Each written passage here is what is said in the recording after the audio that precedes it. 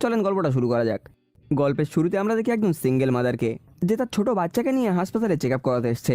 কিন্তু লাইনে দাঁড়িয়ে থাকাকালীন হঠাৎ করেই তার পেটে মোচড় দিয়ে ওঠে। সে বুঝতে পারে যে তার পেটের অবস্থা ভালো নেই, কিন্তু পিঠে বাচ্চা থাকাকালীন সে কোনো জায়গায় যেতেও পারছে না। নিরুপায় হয়ে সে পাশে বসে একটা হ্যান্ডসাম ছেলেকে দেখতে পাই। সে ভাবে এই ছেলেটাই হয়তো তাকে বাঁচাতে পারে। ছেলেটা কিছু বুঝে ওঠার আগেই সে তার কোলের বাচ্চাটা তার হাতে দিয়ে সে বাথরুমে চলে যায়। এদিকে এই যুবককে দেখে মনে হচ্ছিল যে এ বড়লোক ছেলের বিগড়ে হওয়া সন্তান।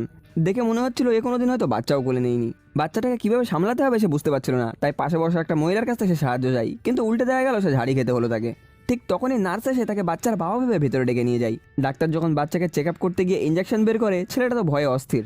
সে ডাক্তারকে রীতিমতো রিকোয়েস্ট করতে থাকে যে বাচ্চার গায়ে যেন ব্যথা না লাগে।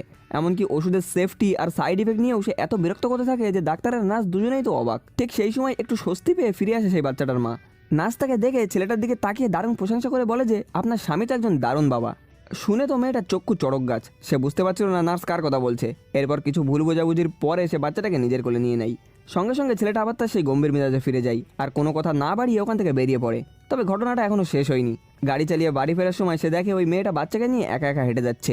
বাইরে প্রচণ্ড ঠান্ডা, তাই বাচ্চার কথা ভেবে সে দয়া করে সেই মেয়েটাকে গাড়িতে লিফট দিয়ে দেয়। কিন্তু গাড়িতে ওঠার একটু পরেই শুরু হয় আসল ট্র্যাজেডি। একটা অসহ্য গন্ধে এই বড়লোক ছেলেটার দম বন্ধ হয়ে আসছিল। মেয়েটার লজ্জায় জানালো যে বাচ্চাটা হয়তো পটি করে দিয়েছে। গন্ধে তো ছেলেটার জ্ঞান হারানোর জোগাড়। তবে বাচ্চার ঠান্ডা লাগার ভয়তে সে কাজটা উপরে তুলে দেয়।